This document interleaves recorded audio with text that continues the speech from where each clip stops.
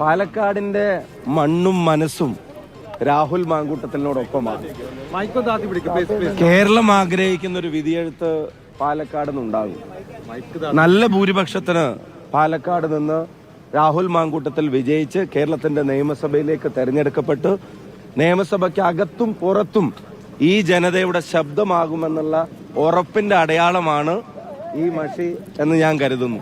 ഷാഫി, ഇപ്പോൾ സന്ദീപ് വാര്യർ ജിഫ്രി മുത്തുക്കോയ തങ്ങളെ കണ്ടുകൊണ്ടിരിക്കുകയാണ്, എന്താണ് പറയാനുള്ളത്?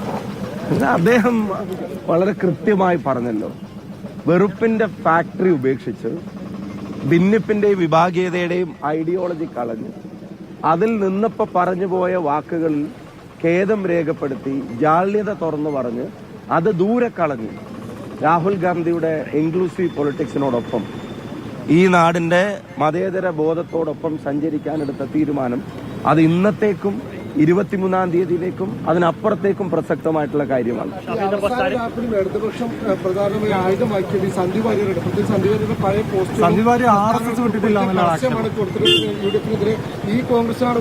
അല്ല, അവരുടെ എനിക്ക് തോന്നുന്നു അവർക്ക് ഈ തെരഞ്ഞെടുപ്പിൽ ഇപ്പോ ഉപയോഗിച്ച ചിഹ്നത്തെക്കാൾ നല്ലത് ബൂമറാങ് ആയിരുന്നു നല്ലത്.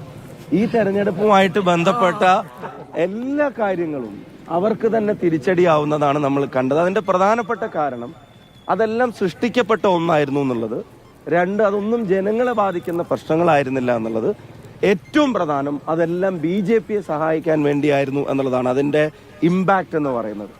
അതുകൊണ്ട് തന്നെയാണ് അവർക്ക് പോലും, അവരുടെ പ്രവർത്തകർക്ക് പോലും, അവരുടെ ഘടകകക്ഷികൾക്ക് പോലും അംഗീകരിക്കാൻ കഴിയാത്ത തരത്തിൽ അത് ബൂമറങ്ങായി തിരിച്ചു വന്നത്. നമ്മൾ ഇന്നലെ കണ്ടപ്പോൾ പറഞ്ഞതാണല്ലോ, ദാർശനികമായി പരിശോധിച്ചാൽ RSSുമായി സമരസപ്പെട്ടു പോകുന്ന ഒരു മനസ്സല്ല സന്ദീപ് വാര്യർക്കുള്ളതെന്ന് ഞങ്ങളെക്കാൾ മുമ്പ് പറഞ്ഞത് AK ബാലനാണ്. അദ്ദേഹത്തിന്റെ മുമ്പിൽ വാതിലുകൾ എന്തിനാണ് കൊട്ടിയടക്കുന്നത്? അവരെ അപ്പുറത്ത് നിർത്തലാണോ ഞങ്ങളുടെ രാഷ്ട്രീയ പ്രവർത്തനം? അവരെ മാറ്റിക്കൊണ്ടുവരലല്ലേ ഞങ്ങളുടെ ഉത്തരവാദിത്വമെന്ന് കഴിഞ്ഞ ദിവസം പറഞ്ഞത് MP രാജേഷാണ്.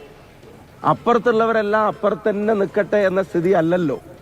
ഞങ്ങൾ പ്രവർത്തനം നടത്തി അവരൊക്കെ ഇപ്പുറത്തേക്ക് കൊണ്ടുവരലാണല്ലോ ഞങ്ങളുടെ ഉത്തരവാദിത്വമെന്ന് OK വാസുവിന്റെയും അശോകന്റെയും കാര്യത്തിൽ ആദ്യം പറഞ്ഞത് 2014 ശ്രീ പിണറായി വിജയനാണ്. അതാണ് ഞാൻ പറഞ്ഞത്, അവർ ഈ പറയുന്ന പത്രപരസ്യം ഉൾപ്പെടെ അതെല്ലാം ബൂമറാങ് ആയിട്ട് തിരിച്ചടിക്കുകയാണ്.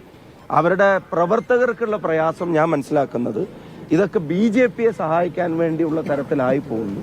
പ്രചരണങ്ങളും സംസാരവും പലപ്പോഴും സംഘപരിവാർ ലൈനിലായി പോകുന്നു എന്നുള്ളതുകൊണ്ട് തന്നെ ചിഹ്നം പോലും ഇല്ലാത്തൊരു തെരഞ്ഞെടുപ്പിൽ ആ പ്രവണതക്കെതിരെ പ്രതികരിച്ച് പാർട്ടിയെ രക്ഷപ്പെടുത്താൻ സാധാരണ CPM പ്രവർത്തകൻ പോലും തയ്യാറാവുന്ന ഒരു തെരഞ്ഞെടുപ്പായിട്ട് ഇത് മാറും എന്നാണ് പ്രതീക്ഷിക്കുന്നത്. സന്ദീപിനോട് പഴയ ഫേസ്ബുക്ക് പോസ്റ്റ് ഒക്കെ ഡിലീറ്റ് ചെയ്യാൻ ഷാഫിയോട് പറയേണ്ടിയിരുന്ന ഇന്നലെ MP രാജേഷ് വൈകിട്ട് പറഞ്ഞു. അദ്ദേഹം കണ്ടെത്തിയ സ്ഥാനാർത്ഥിയോടൊന്ന് അദ്ദേഹത്തിന് ആദ്യം ഒന്ന് ഉപദേശിക്കായിരുന്നില്ലേ?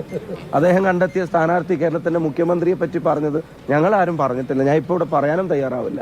രാവിലെ സരിൻ കണ്ടപ്പോൾ പറഞ്ഞത് ഈ രാഹുൽ മത്സരിക്കുകയാണല്ലോ, രാഹുലിന് കുരുതി കൊടുക്കാൻ കൊണ്ടുവന്നിരിക്കുകയാണ്. അപ്പൊ അതുകൊണ്ട് രാഹുലിനോട് ഒരു സഹതാപം കാണിക്കണം. അപ്പൊ അങ്ങനെ രാഹുലിന്റെ മുൻഗാമിയായിട്ടുള്ള ഷാഫിയുടെ ഒരു പരിവേഷത്തോടുള്ള പ്രതിച്ഛായ ഉണ്ടായിരുന്നു. അതിനുള്ള പ്രായശ്ചിത്തം കൂടിയായിരിക്കും ഇത്തവണ വോട്ടർമാർ രേഖപ്പെടുത്തുക എന്നുള്ളതാണ് സരിൻ രാവിലെ കണ്ടപ്പോൾ. അല്ല, ജനാധിപത്യത്തിൽ പൊതുപ്രവർത്തനം നടത്തുന്ന ഒരാൾക്ക് നിയമസഭയിലേക്ക് തെരഞ്ഞെടുക്കപ്പെടുക എന്ന് പറഞ്ഞാൽ അത് കുരുതി കൊടുക്കലാണെന്നൊന്നും ഞാൻ വിശ്വസിക്കുന്നില്ല.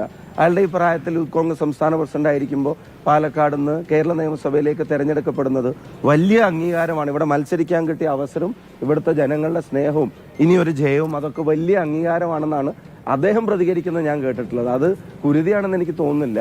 23-ാം തീയതി റിസൾട്ട് വരുമ്പോൾ അറിയാലോ. ഈ രണ്ട് റേറ്റ് കുറഞ്ഞതും സർക്കുലേഷൻ കൂടിയതായ പത്രങ്ങളിലാണ് അതിലാണ് പരസ്യം നൽകിയതെന്നാണ് MP രാജേഷ് പറഞ്ഞത്. അതാ ആ മാധ്യമ സ്ഥാപനങ്ങൾ അവരും ആലോചിക്കണം ഇത്തരം പ്രതികരണങ്ങൾ നടത്തുന്ന ആളുകളെ സംബന്ധിച്ച്. അവരെ കൂടെ കുഴിയിൽ ചാടിക്കുന്ന ഈ തെരഞ്ഞെടുപ്പ് കമ്മീഷന്റെ പെർമിഷൻ പോലും ഉള്ളടക്കത്തിന് എടുക്കാത്ത ഇത്തരം പരസ്യം കൊണ്ട് വരുന്നവരെ സംബന്ധിച്ച് ആ മാധ്യമ സ്ഥാപനങ്ങൾക്കൊരു ജാഗ്രത കാണിക്കാൻ അദ്ദേഹത്തിന്റെ പ്രതികരണം ഒരു കാരണമാവുമെന്ന് ഞാൻ കരുതുന്നു. ഞങ്ങള് 5 ഭൂരിപക്ഷം ഞങ്ങൾ നേരത്തെ പ്രതീക്ഷിക്കുന്നതായിട്ട് ഞങ്ങൾ പറഞ്ഞിട്ടുണ്ട്. അതിൽ നിന്ന് അത് കൂട്ടാനുള്ള എല്ലാ സഹായവും ഇതൊക്കെ ചെയ്തു തരുന്നുണ്ട്. രാവിലെ സരിൻ പറഞ്ഞത് 23 വരെ UDF സ്ഥാനാർത്ഥി ഒരു സ്ഥിരബുദ്ധി ഇല്ലാത്ത ആൾ സംസാരിക്കുന്ന പോലെ സംസാരിച്ച് 23 കഴിഞ്ഞതിന് ശേഷം മാത്രം അയാളുടെ വാക്കുകൾ മുഖവിലക്കെടുത്താൽ മതി എന്നാണ്. എന്താ പറയാനുള്ളത്? അത് മതി, 23-ന് ശേഷം മുഖവിലക്കെടുത്താൽ മതി പറഞ്ഞത് ഉൾപ്പെടെയുള്ള കാര്യങ്ങൾ. അപ്പൊ നമുക്ക് പറയാം ബാക്കി.